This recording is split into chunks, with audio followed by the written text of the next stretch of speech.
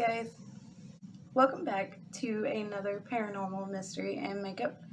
Today we're going to talk about La Llorona. Don't know if any of y'all have ever heard of her, but it's a pretty interesting story. So let's get into this. La Llorona is Spanish for weeping woman. She's been part of the Hispanic culture in the Southwest for ages. The tall, thin spirit is said to be blessed with beauty, long flowing black hair, wearing a white gown. She roams the rivers and creeks, crying into the night, searching for children that she can drag, screaming to a watery death. Now, no one really knows where this story originated. The tale varies from source to source. The most well-known story is that she's the spirit of a doomed mother who drowned her children and now spends eternity searching for them. La Llorona was born Maria to a peasant family in a humble village. Her startling beauty captured the attention of rich and poor men around the village. She was said to spend her days in her humbling peasant surroundings, and then at night she would put on her best white dress and thrill the men who admired her. However, she had two small children at home that made it difficult for her to go out in the evening, so most nights she would just leave them at home by themselves so that she could go out and cavort with these men. It said that one day these two boys were found drowned in the river. Some will say that it was due to her neglect as a mother. Some would say that they died by her own hands. Another legend says that she was a very caring mother, full of life and love, who married a wealthy man who lavished her in gifts. However, after she had blessed him with two sons, he went back to his ways of womanizing and drinking alcohol. Often he would leave her for months at a time, as if he just didn't love Maria anymore. He even talked about leaving her for another woman of his wealthiness, I guess is the way to put it. Now, when he did return home, it was said that he only returned long enough to visit with his children, and then he would leave again. One evening, whenever Maria was strolling on a pathway next to the river, her husband came in on a carriage with an elegant lady sitting beside him. It said that he only paid attention to his children and completely ignored Maria, and then strolling off and never looking back. Now, this is where it said that she ended up throwing her boys into the river out of rage, but then it said that she realized what she had done and started running down the bank. Maria broke down into an inconsolable grief. La Llorona mourned her children day and night. During this time, she would not eat. She just strolled the banks of the river, searching for her children. She walked along the banks of the river until the day that she died of starvation. Not long after her death, her relentless spirit began walking the banks of the river. When darkness fell, her weeping and wailing became a curse of the night. People were actually afraid to go outside after dark. She's said to be walking along the tree lines next to the river or floating in her white gown across the current of the river. On many dark nights, people would claim that they would see her crying and walking along the banks, searching for her children, which then she was no longer called Maria, she was called La Llorona. Children were warned not to go outside in the dark, for La Llorona could snatch them up and throw them into the river. Though the legend varies, it's said that the apparition acts without hesitation or mercy. The tales of her cruelty depend on which legend you actually hear. Some say that she doesn't have a preference, that she will kill children, men, and women. Whoever is just foolish enough to approach her.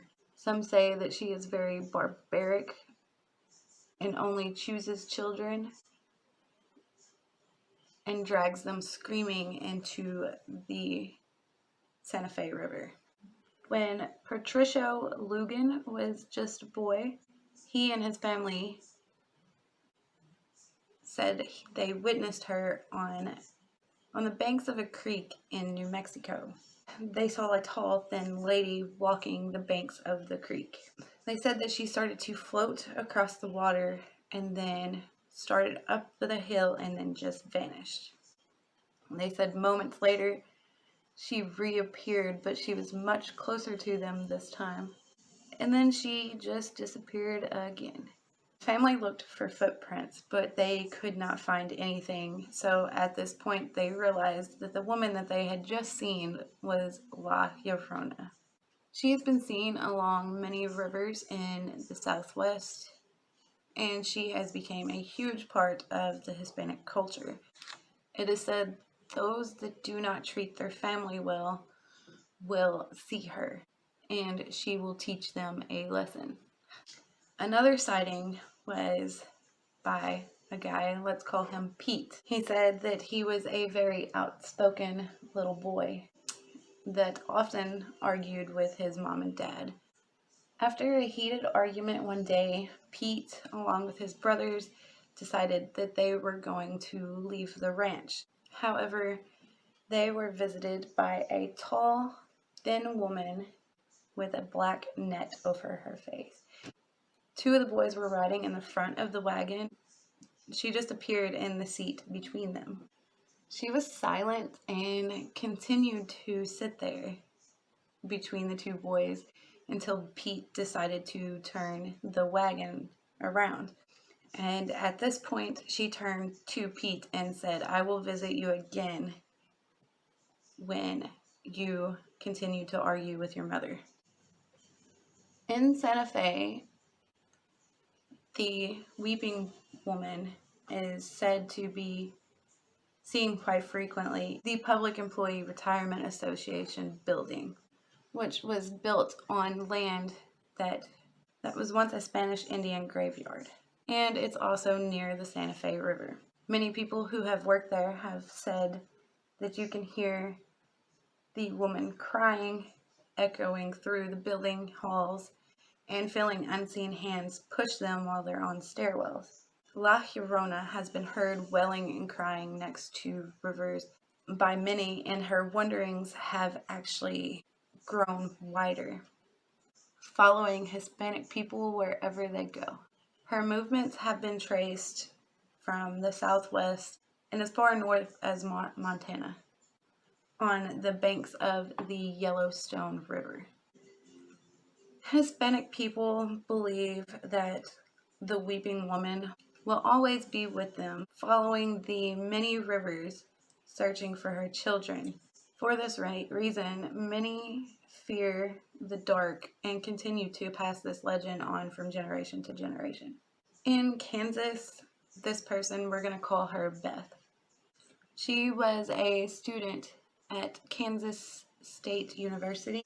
She claims that one night in the early 1980s, she went to a mobile home near a creek or a river, she couldn't really remember, to visit some friends. Now, they invited her to spend the night.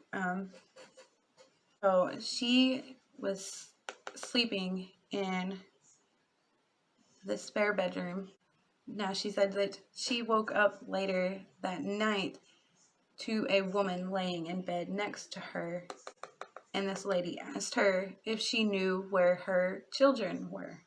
Now, she claims that she was fully awake, and the lady next to her disappeared. So she looked up at the door to catch a glimpse of what seemed to be a lady watching her and stepping away from the door quickly. Now, she says that she asked her friends if by chance it was them, and they all claimed no, that they were all asleep. She says to this day she is not sure if she really witnessed something supernatural or if it was just her mind playing tricks on her. Another story comes from a girl named Tanya from California. She said whenever she was in the 7th grade, she had a frightening dream.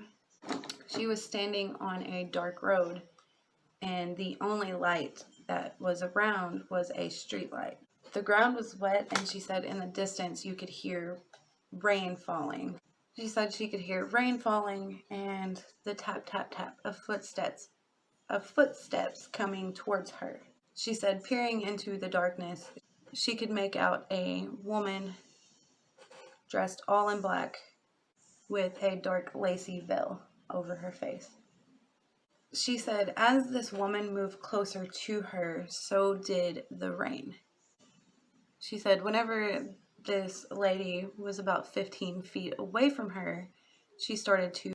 Whenever Tanya turned around to see what this lady was staring at, she saw a child playing with a doll in a mud puddle. Whenever she turned back around, she said this lady was about 3 inches away from her face with her veil up and her eyes abnormally wide. She said that whenever she woke up, that it was raining outside, so obviously she could not go back to sleep.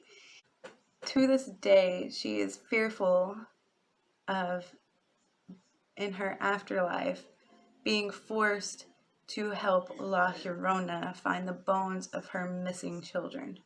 Several years ago, Mr. Sanchez, that's what we're going to call him, was driving along in East Bernard with the radio blaring. As he crossed the river bridge, he was startled to see a semi-transparent woman sitting in the passenger side seat. She was dressed all in black and her face was covered by a lacy veil. Now, obviously this man was terrified and he just hit the gas, not looking into the seat next to him the entire time crossing this river bridge. Once he passed the bridge, he turned to his passenger side seat to see that this figure had finally just disappeared. So after reading into this, there are so many sightings that I don't have the time, obviously, to read every single one of them, but I do believe that this legend is true. Either that or there is an awful lot of asshole parents out there telling this awful story to their children and their imaginations are getting the best of them. But let's be honest, those are the asshole friends that we want. I don't know. You guys tell me what you think. Do you believe in a weeping woman walking along a riverbank crying for her children that she murdered? I don't know. I kind of do. There's movies based on this, and they were actually pretty decent movies.